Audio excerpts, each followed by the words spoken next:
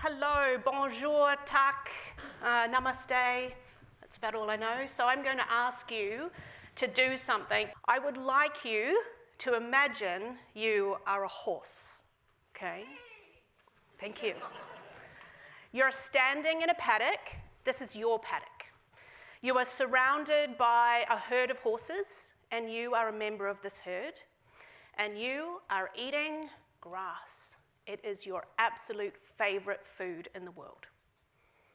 Now, if you're having a little bit of trouble kind of visualizing that, I'm going to tell you a couple of things about horses to help you get into character. Now, horses are prey animals. We know this because they have eyes on the sides of their head that face outwards. And this enables them to see 360 degrees almost around them. Little blind spot here, little blind spot here. This is really important if you're prey. Think about it. Horses, like elephants, have fantastic memories, but with no spoken language, they have to remember everything as a series of pictures. So in your mind, you have thousands of panoramic images of every blade of grass, of every tree, of every shadow, from every single moment that you have spent in your paddock.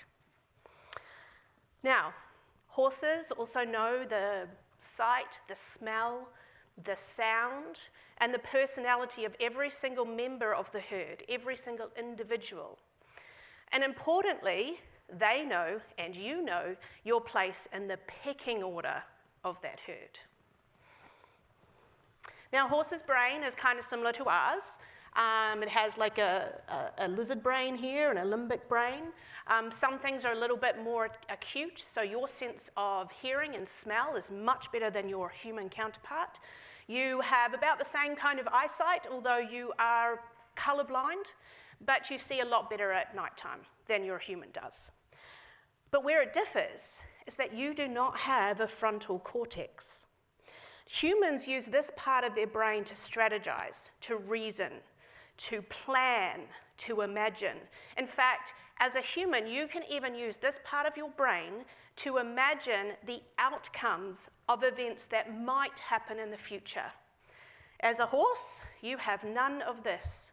You live in the moment, you remember the past, and you absolutely never, ever, ever think about the future.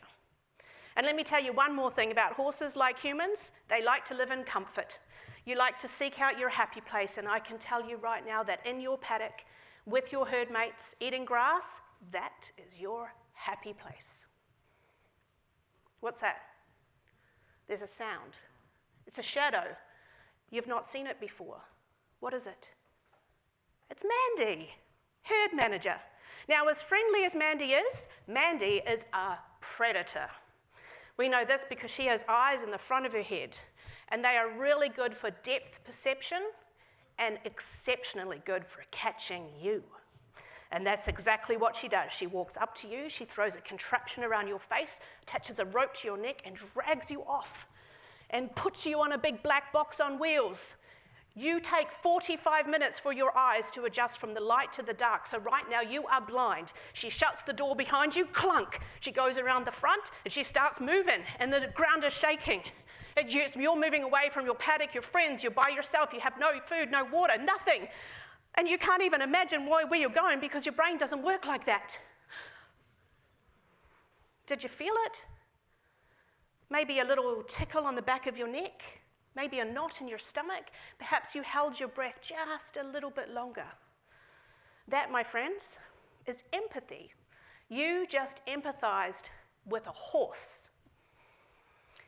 Now, I hope that you'll be able to take that empathetic mindset, that empathetic feeling, and take that to all kind of aspects of your life, whether you're working with your partner, your kids, maybe it's calling customer service because you have a problem. But I'd like to bring it back to a situation more closer to my day job. So imagine now for a moment that it's not a herd of horses, it's a herd of people. It's a team, and you are a member of that team. Your platform, well, that's your paddock. And you know every single line of code in your platform. You've been living there for, 30 years, say. You know every line of code. you know every delicious feature, and you know every dark shadow. And Mandi, well, she's not herd manager anymore. She's solution architect from Red Hat. And she is telling you that you need to transform. You need Kubernetes and Quarkus and Knative and Istio and Scupper and Submariner and a whole box of other tools that you've never heard of and you don't even know how to spell. And hang on a second, is she telling you that you need to leave your platform? Hang on, I think she's telling you you might even need to destroy it. Did you feel it again? Well, I really hope you did, because that empathetic feeling, that ability to have empathy with someone else, is what I believe is the magic ingredient in customer centricity. Now, you know that I am an architect with Red Hat, but I have also been herd manager at Chelsea Pony Club for 9 years. Before that, I worked with thoroughbreds on the racetracks around Auckland, and I've also worked with sport horses on polo fields of the UK. And in recent years, as I've been a herd manager, it's really important for me. I'm responsible for the safety and welfare of dozens of horses over that time. Different herds, different personalities, different individuals, different owners as well. And so as I have observed their behavior and tried to educate myself on the language of horses so that I can look after them better, I've become really fascinated between the parallels between horse behavior and human behavior, between herd behavior and organizational behavior. And as I became a better horsewoman, had better understanding and developed this empathy towards horses, I found that I had better empathy towards humans as well. And I'd like to just share with you, if you don't mind, before I close out, I'd like to share with you a couple of other observations that I've had that were a little bit like, for me, about horse behavior and human behavior that hopefully you can take away and use. So the first thing is, if you want a horse to go in a certain direction, point his nose that way before you ask him. Now, I'm going to be a little bit vulnerable here, because this really hit home for me when, I do presentations about OpenShift all the time, and if you don't know what it is, it's Red Hat's Kubernetes platform. And I think they're pretty good, and I really like them, and at the end of them I think, woohoo, done a great prezzo. And I have all the features and the values and the difference between Kubernetes and OpenShift, for example. And at the end of a presentation, more than once, someone might say, or someone has said, so is Kubernetes right? Or, so what's the difference between Kubernetes and OpenShift? And I'd go, mate, what did I not say? Oh, so I'd go back to the drawing board and I'd recraft my presentation. Did I say too much? Did I talk too fast? Less, more, different? I don't know. And I'd rebuild it and I'd go, yes, got it. Go do it again. I don't get this question all the time, but I get it often enough. And I'm sitting there thinking, what have I done? So anyway, I'm at a horse clinic, learning to be a great horsewoman. And the subject of, if you want a horse to go in a certain direction, point their nose before you ask, came up, and I thought, hey, maybe that's what I missed. Let me tell you that if you were trying to get a horse on a float and he doesn't want to go in the float, he'll be looking everywhere else, not inside the float. The first thing you need to do is get him to look inside. If he has fixed his mind on going backwards, which is quite often what they do when they don't want to go to something they don't like or don't know, no matter how much encouragement I give him to go forwards, he's going to go faster backwards. And I thought, this is what I haven't done. I haven't first pointed someone in the direction of OpenShift before I've actually given them all the value and the amazing things about OpenShift. The other thing is that behavior is a reflection of leadership. So horses need leaders. In a herd, they have a leader. The leader is the one who's responsible for keeping them safe, leading them to water, to food. It's generally the girl, by the way, the lead mare. And they also have this pecking order, this dominant structure. Now, for a long time as humans working with horses, we have thought that it is our job to be the dominant horse in the horse-human relationship. Dominance in animals or dominance in humans is done by basically moving the horse out of my space and I can take it. Horses do that by biting, kicking, staring really meanly. And that's how they assert dominance. But research has shown that is not the leader a horse will choose in a pack.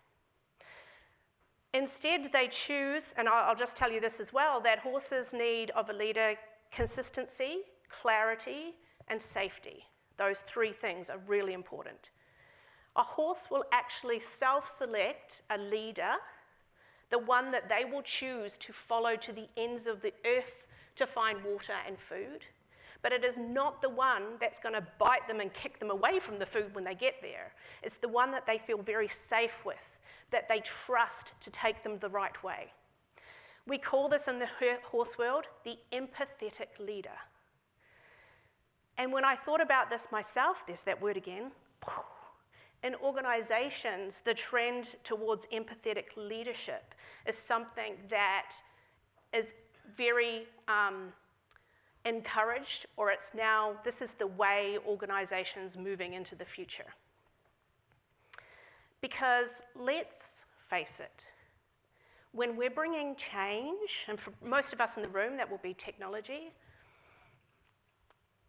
yes, we're bringing fantastic opportunity, but no matter how much passion and enthusiasm and excitement that we bring with it, it also comes with fear, anxiety, and risk.